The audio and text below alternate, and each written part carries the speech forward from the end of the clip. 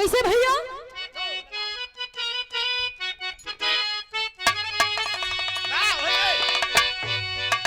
बहे खून मेरा चमन के लिए,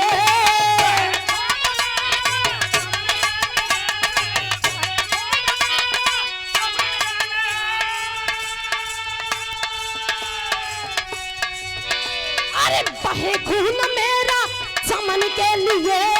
चमन के लिए, अरे मेरी जान जाए वतन के लिए।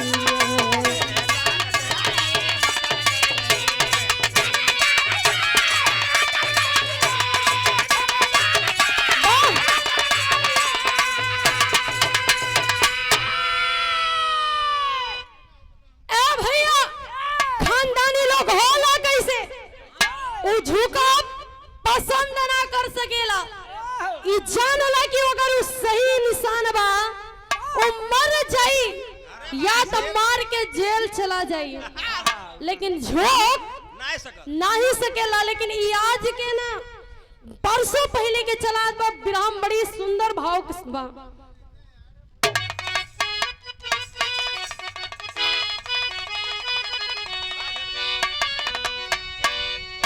भुजा जोर बीरों की और सच्ची निशानी, भुजा जोर बीरों की सच्ची निशानी,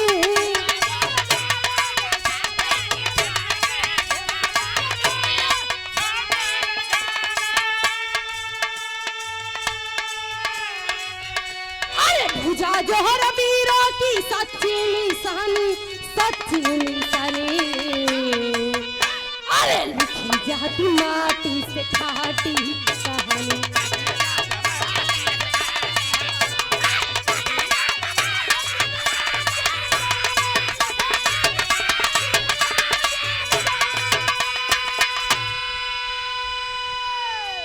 ए भैया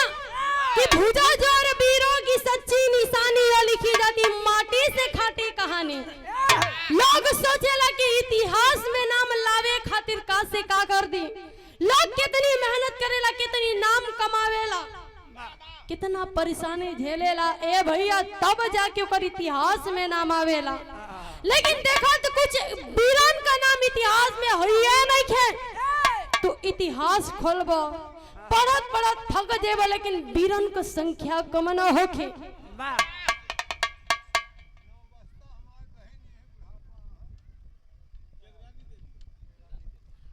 अरे ये हमारे बाबूजी, आप हमारे बाबूजी यानी मलिकार कमला शंकर यादव बाबूजी के आप, कमला प्रसाद बाबूजी के आप बहन जगरानी देवी, हमारे बुआ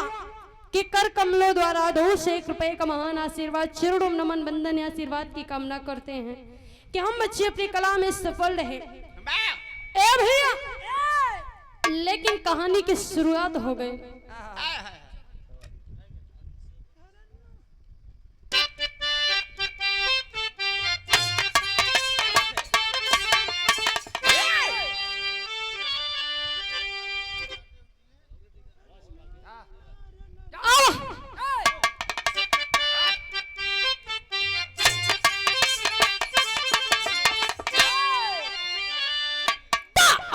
वंश लोहू कहा जो तरफा असर दिखाता है, जिसका कुल जैसा होता उसका कुल वैसा बनता।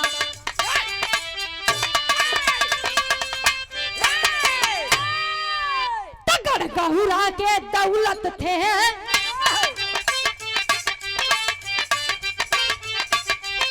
जमकर किए किसानी, देता था जिनका कुबेर, करता था पहलवानी।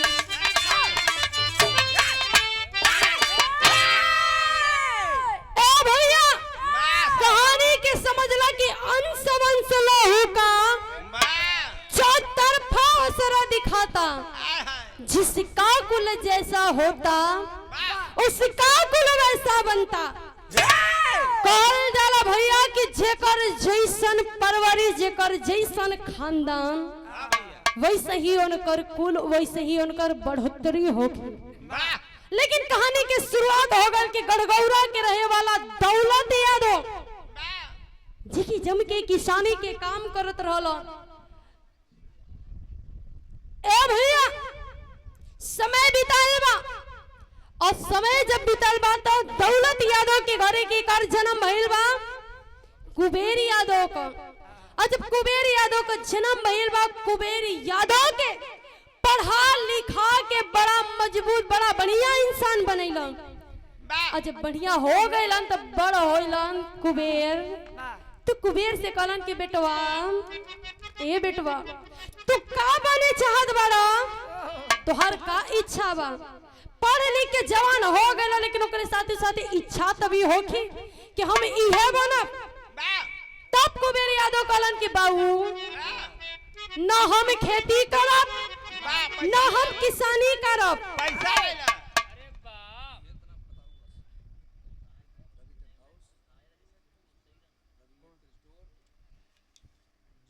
और आप बड़े भैया Ravi tent house and Ravi medical store proprietor आप गोकुल प्रसाद यादव 101 रुपए का महान आशीर्वाद, चरणों नमन बंदन आशीर्वाद की कामना करते हैं कि हम अच्छे अपने कला में सफल रहे। भैया हम तोरे जैसा किसानी ना करब, कन करे तब का करबे तई? कन बाबू हम पहलवानी करब। अरे वाह, पैसा ले ला तब पहलवानी करे। आप सनी यादव दलकपुरवा के धरती से 101 रुपए का महान आशीर्वाद, चरणों नमन बंदन आशीर्वाद की कामना करते हैं। तब इतनी बतिया सुनते मन दौलत यादव कहलन के बतावा, बाप किसान और बेटा पहलवानी करी, कन तोरी है इच्छा बा? कन हो हमारी है इच्छा बा। कन ठीक बा, तोरी इच्छा पूरा करब। ले जात बहन कैसे तनी उठाए के दा भैया।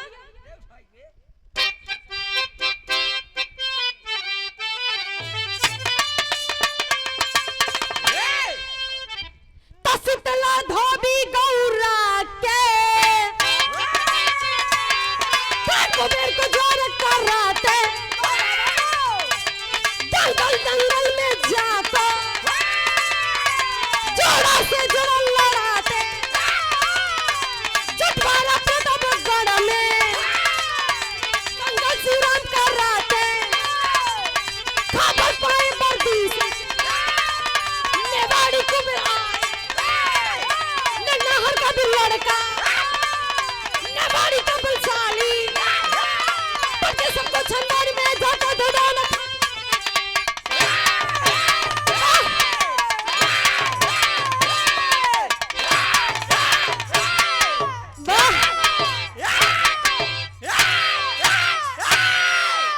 वाह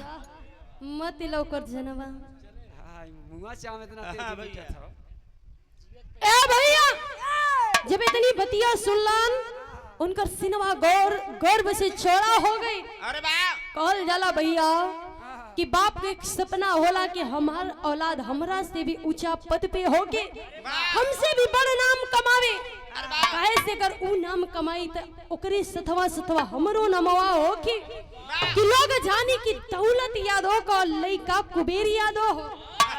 ए बाबू ले जाके गौरा में शीतल धोबी पहलवान सिखावत रहल। पहलवान जितना लइका शिष्य रखले रहल, ले जाके दौलत यादव अपने बेटवा कुबेर यादव के दे देला। कहलन शीतल धोबी हमरे औलाद कुबेर यादव के इतना मजबूत, इतना पत्थर पहलवान बनई हो, इतना पत्थर कि जानला कि जौने मैदान में खड़ा होके वो मैदान से कबो जीते, हमेशा जीते, वो कबो हारे ना। इतना मजबूत और इतना पत्थर पहलवान बने हमरे औलाद के, ओके सिखाओ पढ़ाओ तो हर काम बा। कुबेर यादव के देख इतनी बतिया कह के चलैलन और जब चलैलन अब हर इनकर काम शुरू हो गए शीतल धोबी का। शीतल धोबी तुरंत देखो पैसा ले ला आप बड़े भैया नन्हे अच्छा अच्छा अरे हाँ भैया आप नन्हे यादव बरेन बरेन के धरती से 51 रुपए का महान आशीर्वाद वाह भैया। अरे बैठ के ताल देखत है।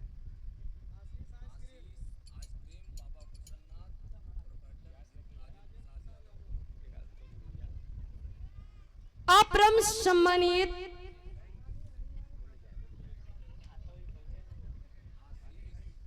आप बड़े भैया आशीष आइसक्रीम आप बड़े भैया आशीष आइसक्रीम वाले उसके प्रोपराइटर आप बड़े भैया राजेंद्र प्रसाद यादव पहाड़पुर के धरती से 101 रुपए का महान आशीर्वाद चरणों में नमन बंदन आशीर्वाद की कामना।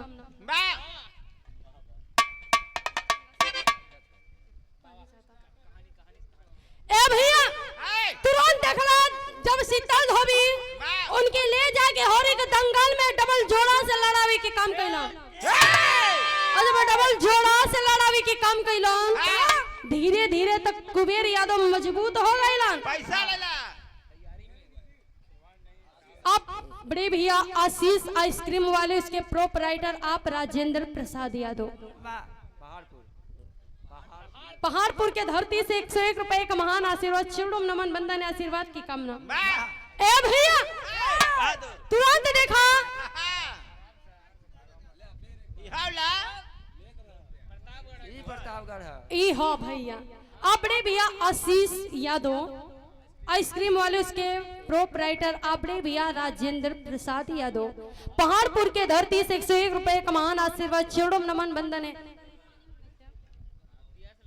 हैट्रिक लगा दे। ए भैया जब धीरे धीरे कुबेर यादव पहलवान बने लगलन और जब पहलवान बने लगलन धीरज भैया तुरंत देखला यही प्रतापगढ़ की धरती पे जेठवाड़ा प्रतापगढ़ के धरती पर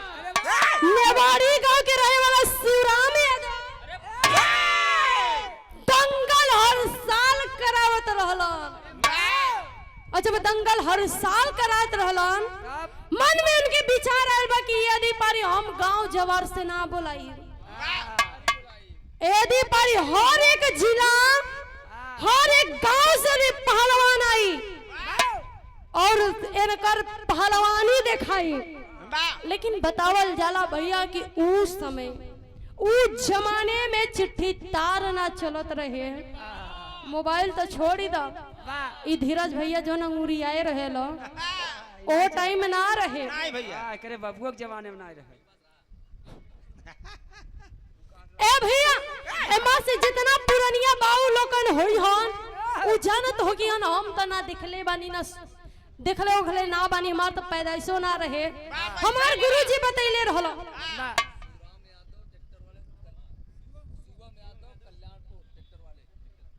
शिवम यादव कल्याणपुर के धरती से ट्रैक्टर वाले 101 रुपए का महान आशीर्वाद चरणों में नमन बंदन आशीर्वाद की कामना करते हैं कि हम अच्छे अपने कलाम में सफल रहे। ए भैया शिवराम यादव देखो ओ जमाने में बैलगाड़ी से लोग एक दूसरा के गांव जिला में सामान पहुंचावे तो वह साधन रहे। शिवराम यादव बैलगाड़ी वाला के बुला के कहलन कि सुनो यार सुनो हर एक गांव हर एक जिला हर एक राज्य में तू जाला तो तू जहां जहां जाला बस ई खबरिया कह दियो कि जेठवाड़ा प्रतापगढ़ नेवाड़ी गांव के रहे वाला शिवराम यादव दंगल करैले वानी जेकरा के भाग लेके आवे के होखे उ जाके ले ले या तो जेके देखे के मन होखे उ देख लिहे। ए भैया उ बैलगाड़ी वाला कलश की ठीक बा हम जहां जहां जाइए तार सारी खबरिया सारी बतिया कह दे उ जहां जहां गइल बेचारा सारी खबर दे देलस कि भैया जिठवारा प्रतापगढ़ निवाणी गांव के रहे वाला शिवराम यादव दंगल करैले बानी, जकरा के देखे को कि जकरा के भाग लेवे के हो के उठा के ले ली। धीरे धीरे वो बैलगाड़ी वाला पहुंचल कहां भैया, गौरा में पहुंचल बा। और गौरा में पहुंचल जब कुबेर यादव यानी उनके गुरु शीतल धोबी के पता चलल, तब देखा शीतल धोबी का ना ऐसा मौका हाथ से ना जाए दे, तुरंत अपने शिष्य यानी नया शिष्य कुबेर यादव के लेके पहुंचलन ये धरती पर। और जब पहुंचलन बतावल जाला कि नेवाड़ी गांव के बड़ा ही बलशाली बड़ा ही नामी पहलवान बतावल गए नट नहर का लइका। लोग ओकरा बल से बड़ा परिचित रहे भैया, लोग जानत रहे कि केहू केतनो उछड़ पटक ले केहू केतनो दूर से आ जाए, लेकिन ऐसे केहू पार होखे वाला नहीं बकाए से कि ओकर वजन रहे 1.5 कुंटल और कुबेर यादव का खाली वजन रहल 60-65। जब ही खबर कुबेर यादव यानी उनके गुरु शीतल धोबी के पता चलल बा, उन नेवाड़ी गांव में तो होत का विराम गीत लगत बा।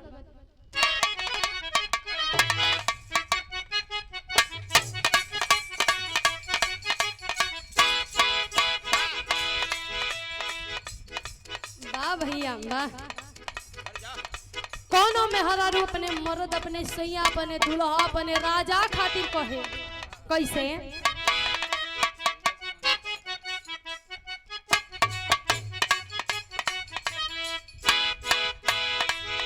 अरे कहवा महंगा भले कजरा टिकुलिया कहवा करुआ कप्तेल,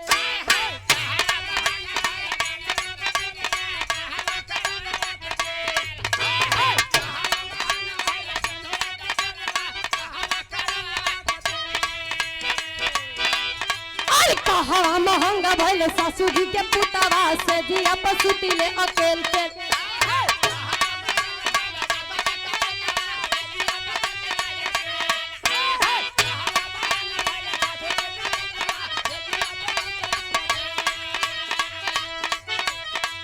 अरे कहवा महंगा भले कजरा टिकुलिया कहवा करुआ के तेल,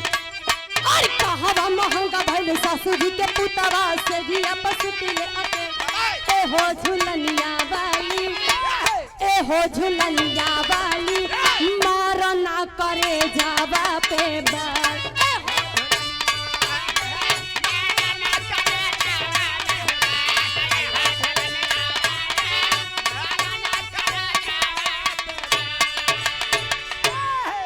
लेकिन वहां के लोग का कहत बा भैया,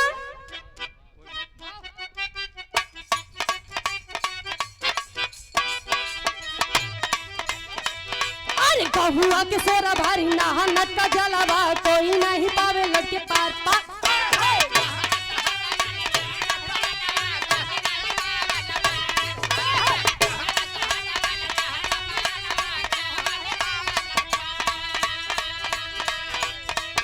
अरे नामी पहलवान मत खाता दंगल भी चवा चित्त करे लगे नहीं दे,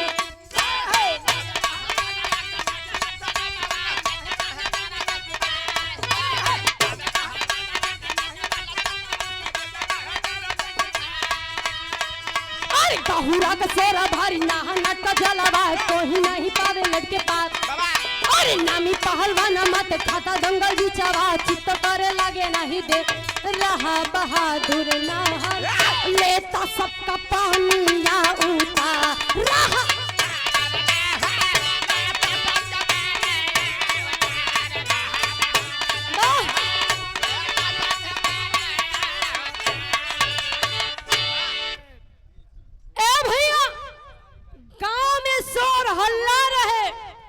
लोग बड़ बड़ पहलवान आई भाग सब लेलस, लेकिन उ नटनार लइका से केहू जीत ना पाइल। लोग कहलन कि हम तो जनते रहनी लोग कितनो दूर से आ जाए, लेकिन जीत केहू के हासिल ना होगी। लेकिन उ नटनार लइका के अहंकार अंदर मन में भर गइल बा।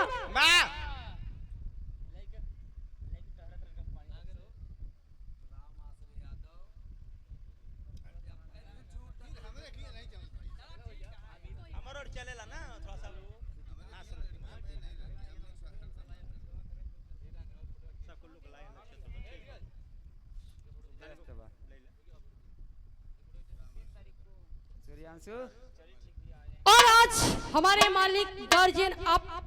बाबूजी राम आश्रय यादव बाबूजी बड़ा ही सुंदर पुष्पों में प्यार दुलार शानदार 201 रुपए का महान आशीर्वाद चरणों में नमन वंदन आशीर्वाद की कामना करते हैं कि हम बच्चे अपने कलाम में सफल रहे आशीर्वाद की कामना करते हैं। अरे वाह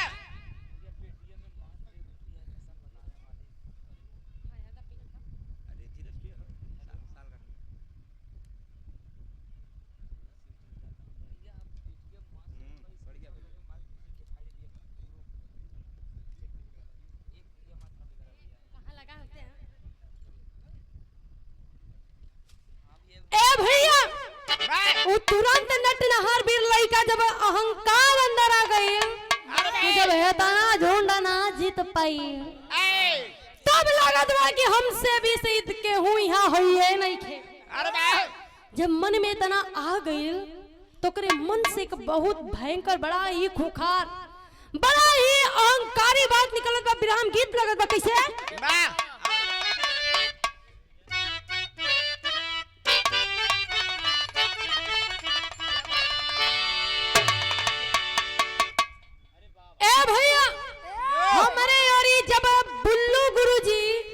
और स्वर्गीय राम गुरुजी में जब बिरहा होखे तब देखा जब स्वर्गीय रामदेव गुरुजी गीतिया के गावे भैया कैसे गावे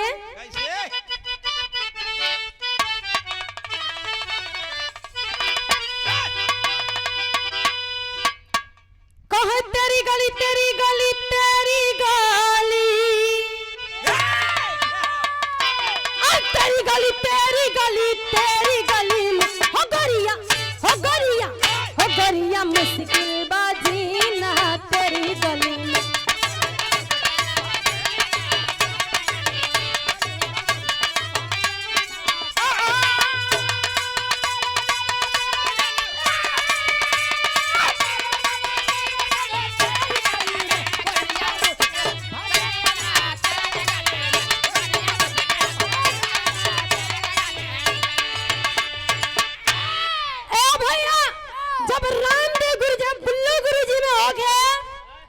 बुल्लू गुरुजी जब खड़ा हुआ कहीं भैया रामदेव कहीं छुआई दी का काशी भैया से कहीं छुआई दी कहना बा कहना वो मर दे अब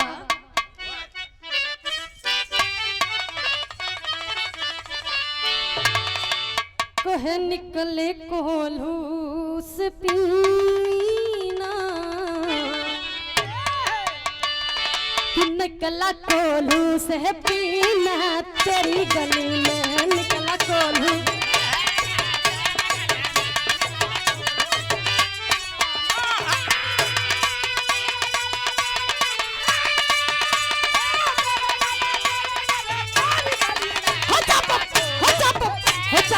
कभी पासी ना तेरी गली में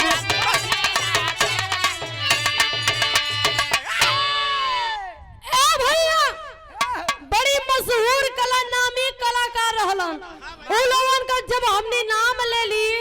हमने ऐसे ही पार हो जाए बोलोगे नहीं तना विराह जगत में बना के गई बानी लेकिन भाव के अंदर बा कहना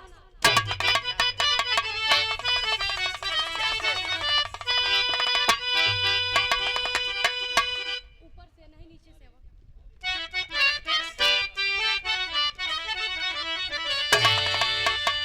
कि मारे नाहर का लही यहाँ दंगल बीचे ना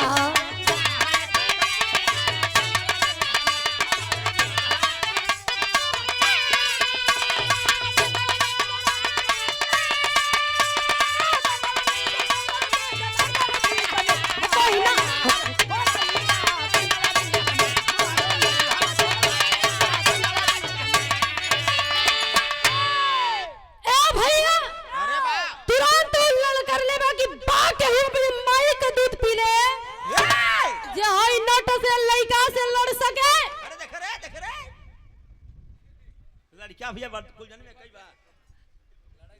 हां है भाई देखो जौन जी के लड़ाई हो के मैदान खाली बा अब एक लड़कियां भैया गोल में बा अन्ना ने कहा लड़का तो मुड़े पे चढ़ जाता ए भैया का देखा जब ललकार ले बा अरे बाबा बोल जाला कि वीर मर सकेला लेकिन केहू के ललकारा बना वो जब अपने माई के खून पे या दूध पे आ जाए ए, तब केहू बर्दाश्त करी नहीं भैया तब को मेरी यादों कहल बनी कैसे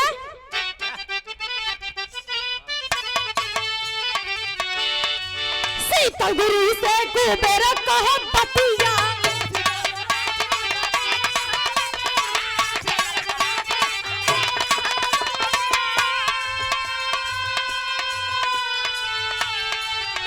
दासी से देखब नाटकिया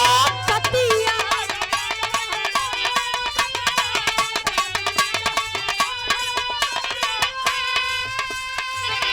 हो लड़बै तोहरी दुआ छैया दंगल बिचन लड़बै तोहरी दुआ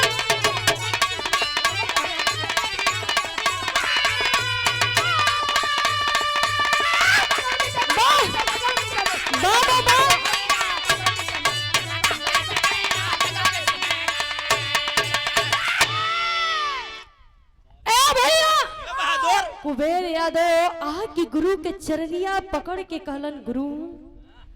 अब बर्दाश्त नहीं नहीं होत बा हमके आशीर्वाद दो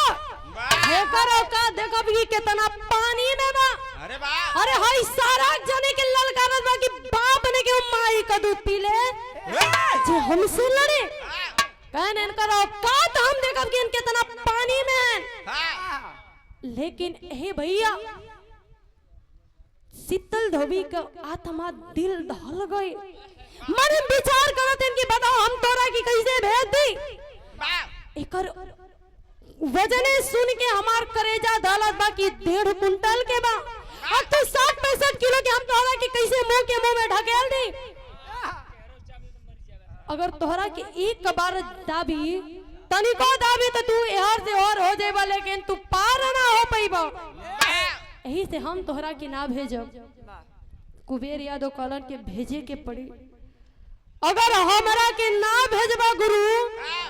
अच्छा ना हो कि हमके आशीर्वाद दो गुरु कहत हैं का तेरी के अंदर भाव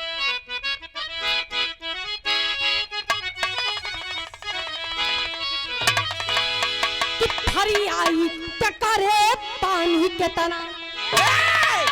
फरियाई टकरे पानी के तना अरे कितना दाव पेच बल दंगल आज बताई अरे बताई अरे बताई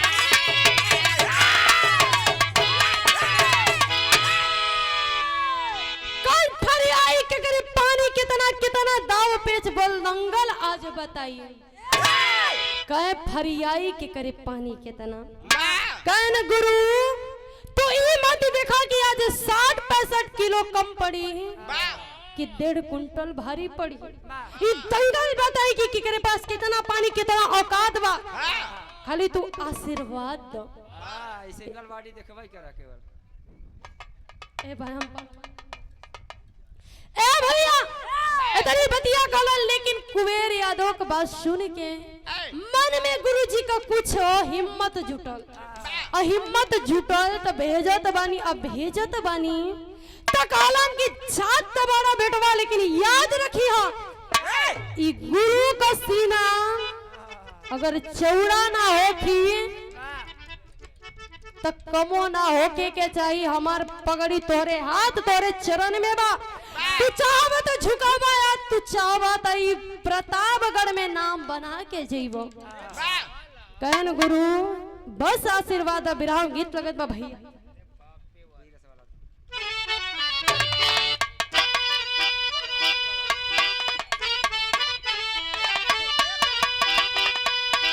कोनो मेरा रूप ने मरद से कहे कैसे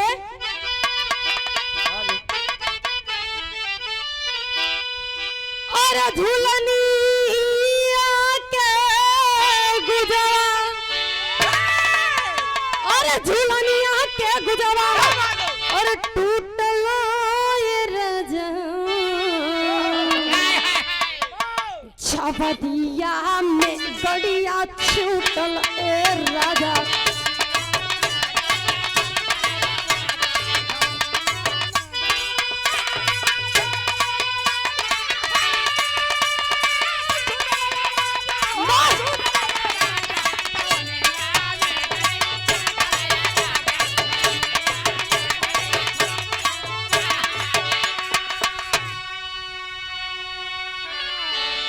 जब गुरु आशीर्वाद दिलन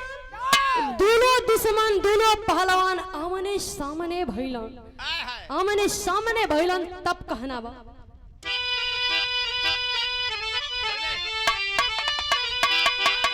अरे नहर से हटावा अरे नहर से हटावा तब मिलाया है पत्थर लंगोटा जंघिया को चढ़ाया है वाह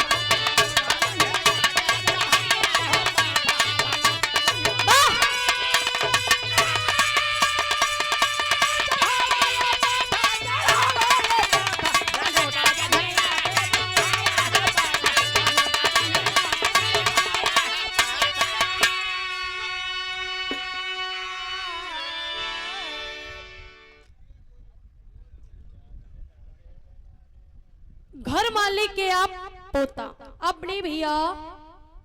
एक भैया कहा अनुराग यादव बड़े भैया की कर कमलों द्वारा 101 रुपए का महान आशीर्वाद बहुत बहुत प्रणाम बा कैसे भैया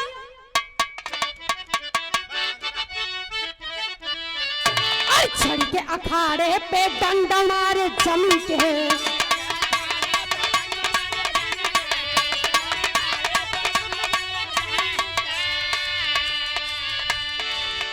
गल सीधा मोत उठ गई घूम के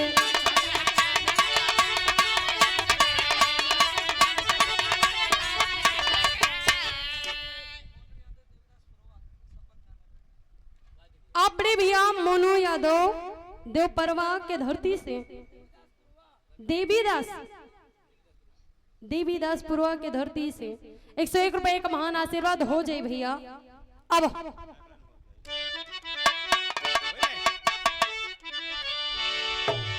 चढ़ी के अखाड़े पे डंड मार जम के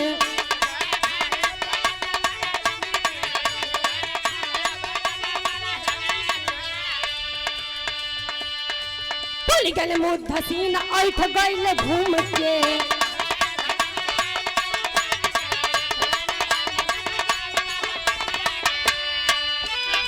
और बजरंगी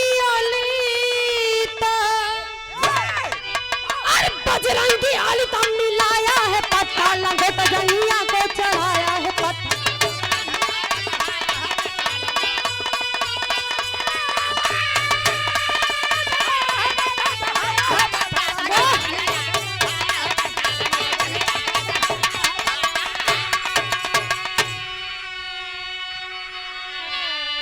ए भैया जब दोनों आमने सामने भइला तब देखा नटनार भी लइका कदवा मनवा में वाह कि सब पीछे हट गइला इन 60-65 किलो का हमार ऊपर ली होन कान तू हाथ मत मिला पीछे हट जा अगर पीछे हट जाबा तो बड़ी फायदा में रहबा ए भैया लेकिन कुबेर यादव पीछे ना हटलन उ सीना बा फुला के चलत बा कदवा के डरे वाला होखी हन तब पीछे हट जाई हन लेकिन कुबेर यादव पीछे हटे वाला में से ना रहलन अरे भाई और जब ना रहलन जब दोनों सामने आमने भइलन हाथ मिला के लड़ाई शुरू भइल बा भैया और जब शुरू भइल बा तो हमरे मिर्जापुरी खाटी चौलरिया लगत बा अरे वाह दादा वाली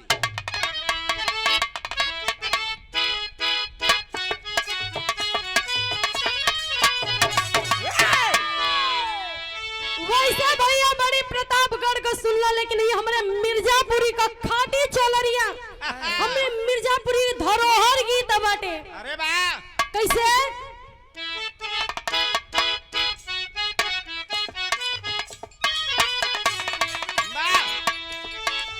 राम राम रे हो मोरे रामा बाली उमर कमर लचकनिया गोरिया खींचे निहुर के पनिया गोरी का झूले झूलनिया ना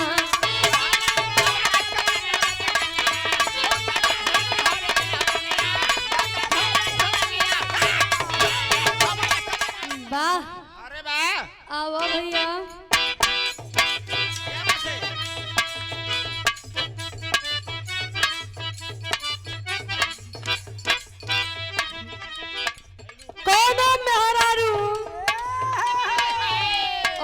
ससुरा से अइले बा। ससुरा से ससुरा से हो हाँ, और ससुरा से जब आइल ओकर जन पुरान का यार प्रेमी हाँ,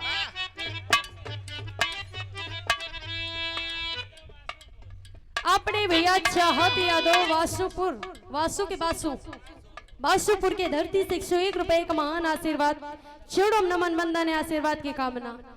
ओकर पुरान का प्रेमी पूछत बा। कैसे का भैया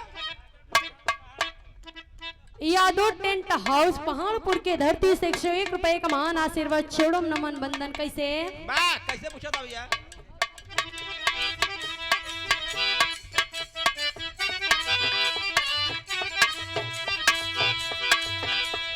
लोहा का के मैरिज डोलता कम डैम में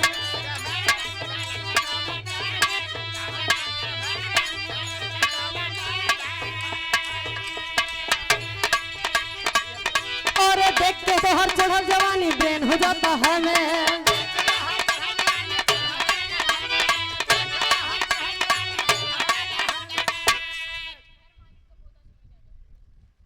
घर मालिक यानी हमारे बाबूजी के पिता श्री आप सुमित यादव छोटा मुन्ना 101 रुपए का महान आशीर्वाद माई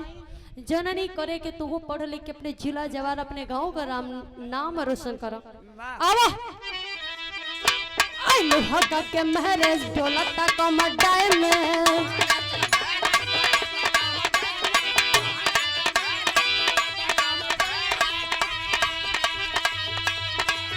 और देख के तो हर चढ़ जवानी ब्रेन हो जाता हमें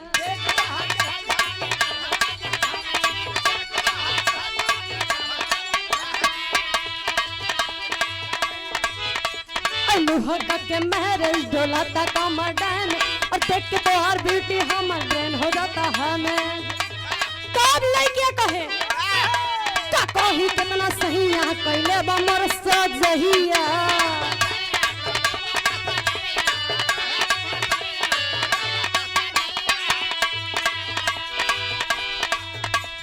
कही कितना सही आ कैले बा मर सजहिया धूम देला देह राते जई से रजहिया और खाके मुख ए भैया नाररुआ कहे अरे ब्रेन हो जाता है मैं का कही कितना सही आ कैले बा मर सजहिया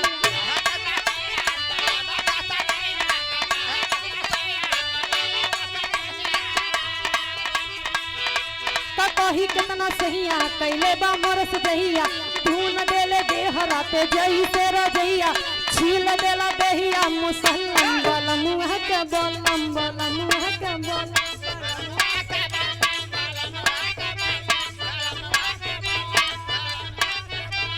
हाय बलम बल मुँह के बलम हाय बलम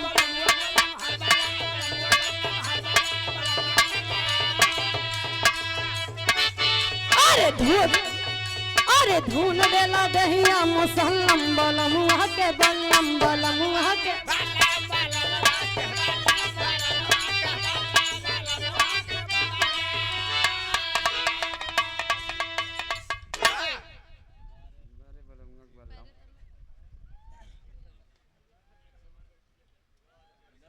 ए भैया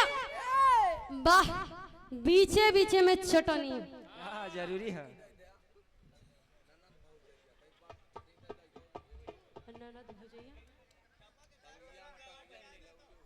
अच्छा टंगिया में टंगिया में टंगिया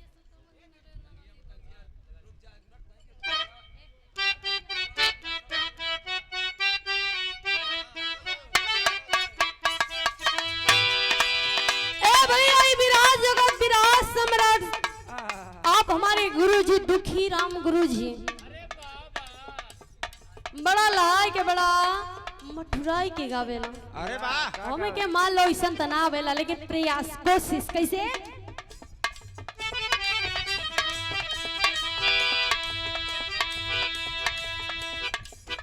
और टंगिया में टंगिया फसावाली ना हो ना नदी भौजैया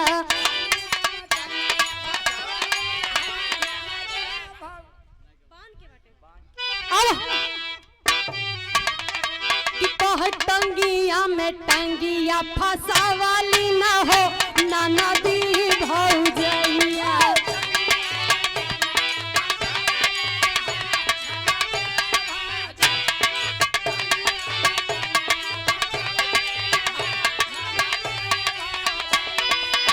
कि कह टंगिया में टंगिया फसावाली ना रे ननदी भौजैया। अरे वाह घर मालिक के द्वारा आप अनुराग यादव हमारे भाई के कर कमलों द्वारा 201 रुपए का महान आशीर्वाद।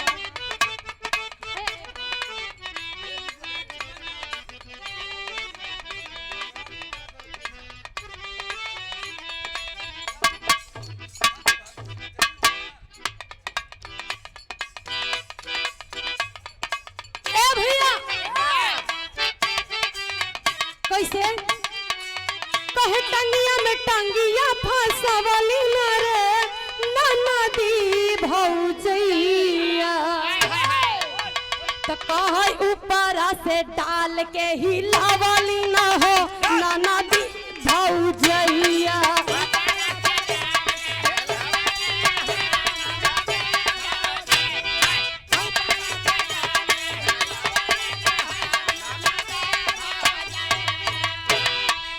कि कहे टंगिया में टंगिया फसावली ना रे ननदी भौजैया। तो कहे माल सफेद गिरावली ना हो ननदी भौजैया। माल सफेद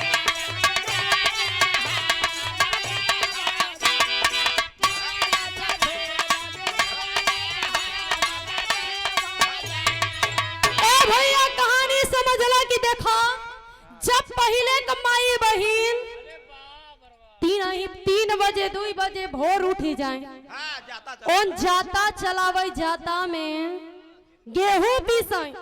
और गीत गावे और वो पीसम की बतावे वही माल सफेद गिरावली न हो वाह ननदी भौजैया। क्या बात है कॉल जाला भैया कि वो जमाना में जितने सुख सुविधा ना रहल उतने ही अरे बउगो आई गया देखे उतने ही बीमारी ना रहे। लेकिन आज के जमाने में जितना ही सुख सुविधा भइल बा उतनी बीमारी आइल बा। लेकिन एक लाइन औरों ही में आई जा भैया वाह वाह कि कहै घूमी घूमी नकिया कटावली न हो राजा तोहरी बहिनिया।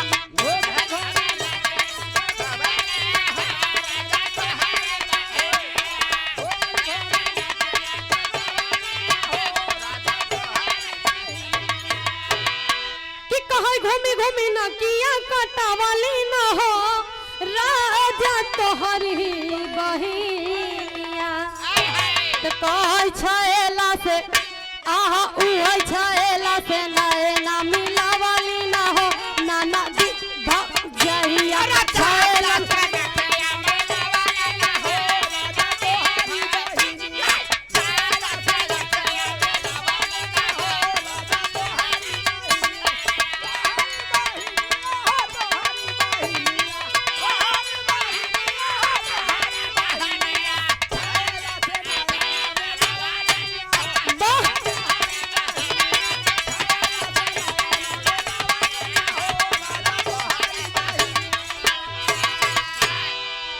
कहे उड़त ही चिरहिया कहे मरा बेई मनाऊ।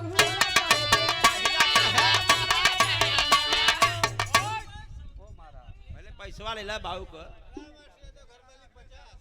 हेलो पुराने गला पहले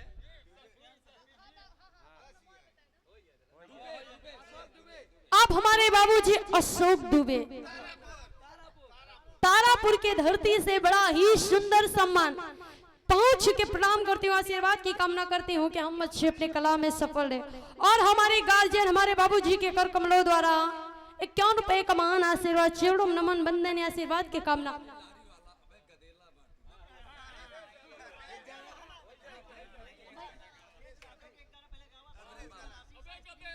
आप बड़े भैया आशीष आइसक्रीम वाले उनके प्रोपराइटर आप राजेंद्र प्रसाद यादव 101 रुपए का महान आशीर्वाद छोड़ो नमन बंदन है आशीर्वाद की कामना करते हैं भैया सपों को हो जाए बस सब मन रखो सबकर हो जाए हमारा बिरहवा बंद कर दे है आवा